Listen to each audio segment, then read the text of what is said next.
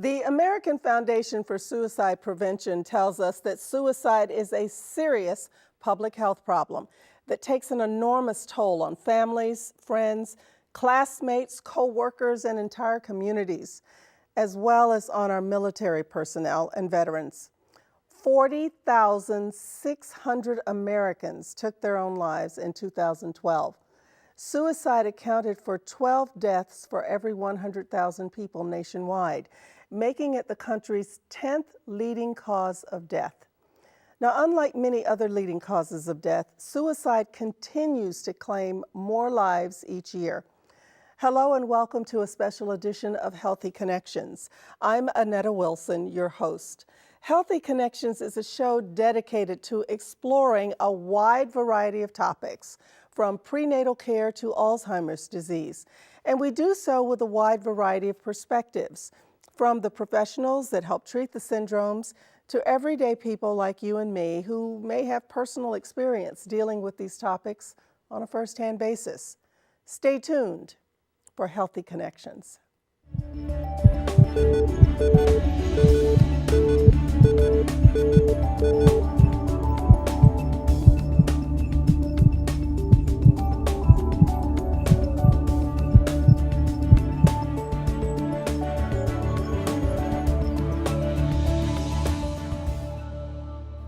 Denise Lamas is president of the American Foundation for Suicide Prevention's Central Florida chapter, and she's here to get our discussion started. Denise, first we want to let people know you are a licensed clinical social worker. Yes, I am. Tell us a little bit about the foundation and what it is that you do to try to combat this really serious problem.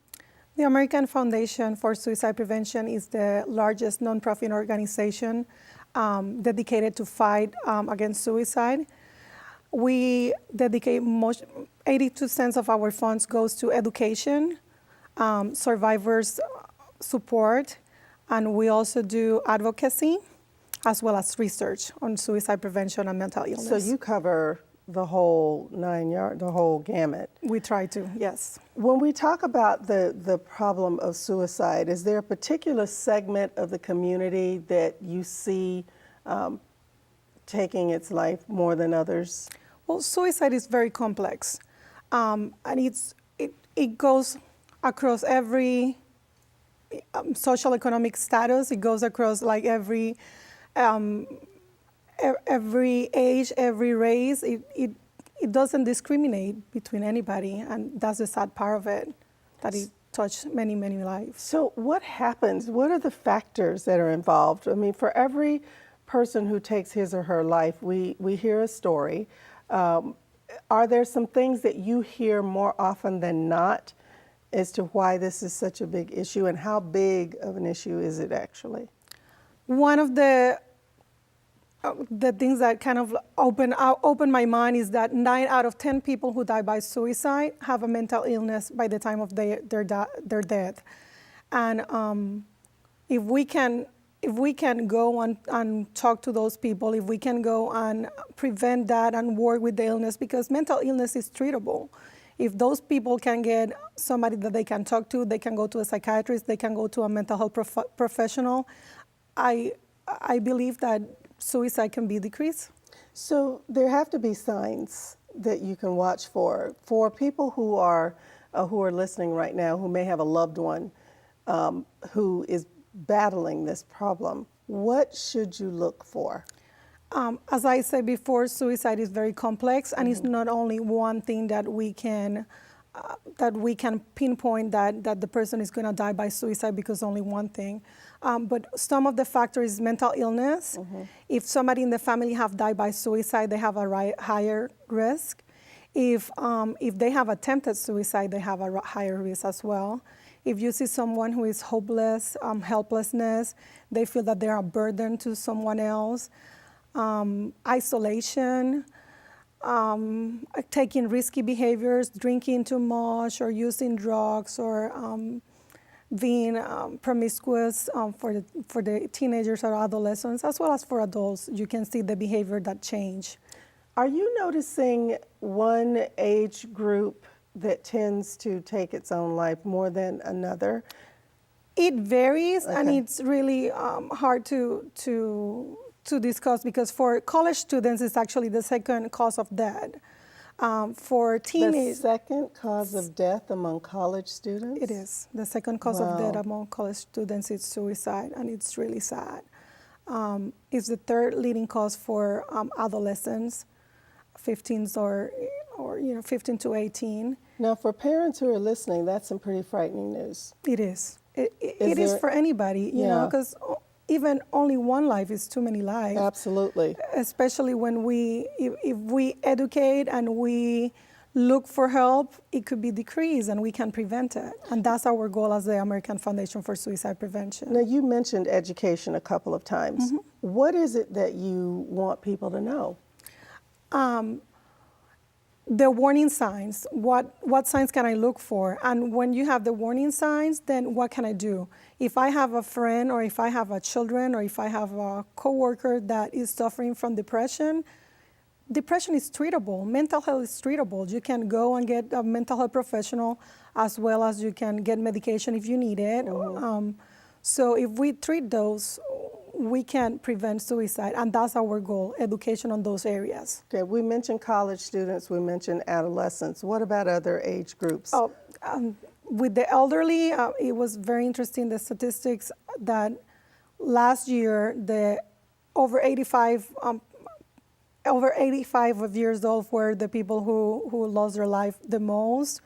85 plus. 85 plus. Wow. And this year, or that was 2012, 2013, for the 2012, I'm sorry. For the 2013, which is our latest statistic for CDC, it was the older adults, like the ages from 45 to 65, the one who took their life the most. So it kind of varies from year to year.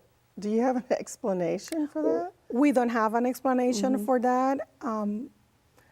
My opinion, I think that it has been a lot of changes, like financially, and it's a lot of stress, and that's my personal opinion. No AFSP and nobody else, no research base.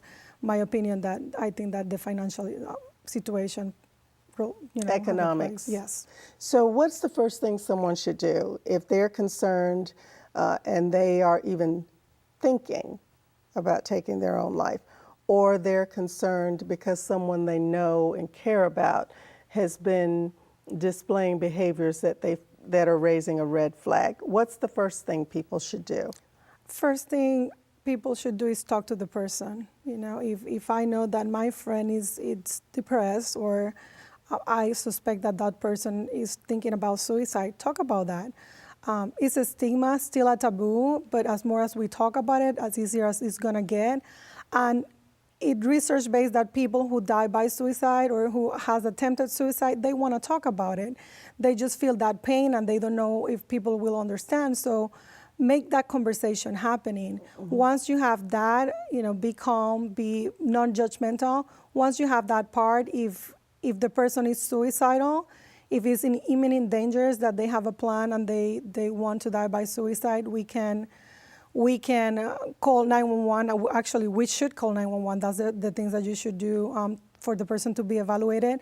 If the person have thought about suicide but is not in imminent dangers, you can either call the 1-800-273-TALK or 1-800-273-8255 is our National Suicide Prevention Hotline.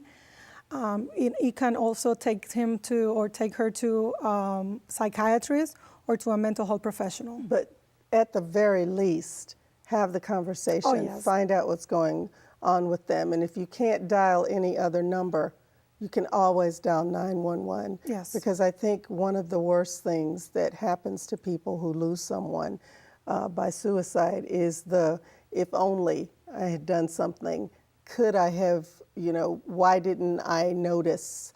And we don't want that conversation to have to happen. And I have worked with many survivors of suicide loss that I have done that, and I think it's the hardest death to grieve. Wondering if you could have done something. Yes, and or if I only have one more minute, if I can go back and talk to the person, Right. or get the help that I need. Well, hopefully with the conversation that we're having today, there will be fewer people saying if only. Thank you, Denise. Thank you. We'll be back right after this.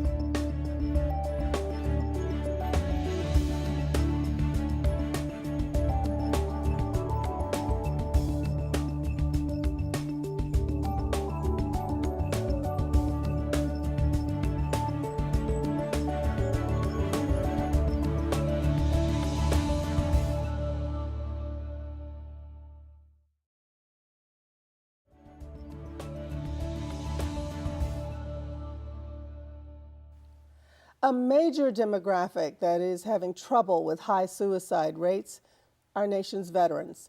And here to talk about that is Myra Brazell with the Veterans Crisis Line. Myra, thanks for being here. Thank you so much for having me today. We're talking about a very specific group of people. How serious is this among our veterans? Suicide among veterans is such a serious issue. 22 veterans die by suicide every day. In 2009, we lost more soldiers to suicide than to the Iraq and Afghanistan war combined. What is going on? I mean, we hear the stories about how the veterans have a hard time when they come back, not only readjusting to the traumas of war, but how they're treated often by the people right here at home. What are the factors that you see in your work? Well, our young men and women and middle-aged men and women that are coming back face a different culture than when they were over there. And the culture of the military, whether they're active duty Air Force, Marines, or National Guard that have been called up, the culture is to be stoic and not to reach out for help. And there is a stigma to mental health issues that we're trying our best to erase from this culture. Now, you were a child who grew up in the military. So what was that life like for you? You as a licensed clinical social worker, of course, you have the professional piece as well, but you kind of know that world intimately. Tell us a little bit about that. As a child and a wife of active duty military, I'm very familiar with the culture coming from a family member's perspective, and often these family members are the first people to see signs and symptoms of their loved one needing help. And they may not know where to go, but help is out there. And the Veterans Crisis Line is available to family members and friends as well. What are some of the signs? Increased anxiety, anger, frustration, withdrawal. There are numerous signs and symptoms, and the VA has classes for loved ones and for veterans to help them learn about these signs. We also have the veteranscrisisline.net that anyone can go on with the advent of the computer age. They can go online and look up these signs and symptoms. They can reach a chat line from that same computer. Post-traumatic stress disorder is something we hear a lot about. How much of a factor does that play? And define PTSD for us. PTSD, post-traumatic stress, is a very hard issue to define because it's not just a military issue. Trauma comes in many forms. It could be sexual trauma, it could be military sexual trauma, it could be vicarious trauma. So, what do you mean, vicarious? Okay, if in Orlando we have shootings, and if you're at a supermarket where there is a shooting and you fear for your life, even though you weren't being shot at specifically, just being in that situation, that trauma can trigger post-traumatic stress. And how does that exhibit? When we hear about someone who has post-traumatic stress disorder? Again, it's very unique and individualized. When you see one person who has been diagnosed with post-traumatic stress, you've seen one person. Okay. So many times it can be anxiety, startle reflexes, fear, withdrawal. So let's talk about it specifically with veterans. We've heard of the guys who have the flashbacks or the women who have the flashbacks. When you get these calls, And I know everyone is different, but are there some similarities among the things that you hear when the veterans call for help? Of course, all of their calls are anonymous, but I can speak in generalities Okay. because that's how you ask the question. Many times they can't go into the local supermarket or the local, can I say a brand? We can just say the Okay. kind of store. All right, I don't want to say Convenience store? a merchandise store. Okay. Many times when they go into these large box stores, Okay. they are extremely uncomfortable because they can't see many exits and they fear for their safety because of the unknown. Okay. So it's a constant thing. How can we help? How can we help? Recognizing and encouraging your veteran, your loved one, to seek help, that it's okay to seek help. What if they don't? You mentioned that the military culture is often very stoic. You know, you don't show emotion. You're a soldier. Right. So what recourse do family members have? What do you suggest for those people who are watching who have a loved one who just says, no, I'm going to deal with it, I'm fine? The family member can dial the Veterans Crisis Line 1-800-273-8255 and press 1. Right now, this year, our new logo, our slogan is the power of one. It is not just the number 1 that we want you to press, but it's the knowledge that one person can make a difference. You call the crisis line, you tell them your story. The responders are often military retirees or people who've been in the military their own So selves. they get it. They get it in a Okay. way that civilians cannot. They're also mental health professionals. And they ask if you will accept a consult to your local suicide prevention coordinator, which is what my title happens to be. But I don't do it alone. In Orlando, I have 5 other people on my team, and any one of the 6 of us might return your call. Okay, so how serious of a problem is this in this area? Orlando is one of the top 5 in the nation for receiving those crisis line calls. Are there any factors that play into that? Well, we have a large veteran population here. We also have a large population of people that come down from other areas Okay. to seek our beautiful weather and our beautiful area. And of course, the trauma follows. Comes with them. Thank you for the work that you do, Myra. And again, what is that phone number? 1-800-273-8255, press 1. Okay. The power of one. We have to support and save our veterans. We'll be back right after this.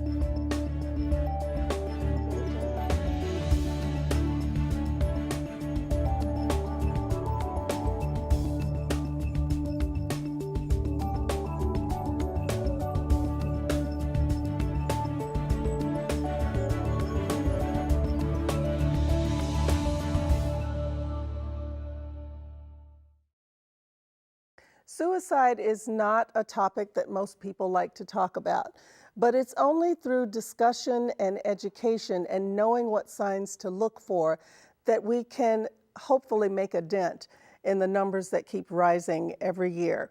Thank you for being with us on this special edition of Healthy Connections. I'm Annetta Wilson. We'll see you next time.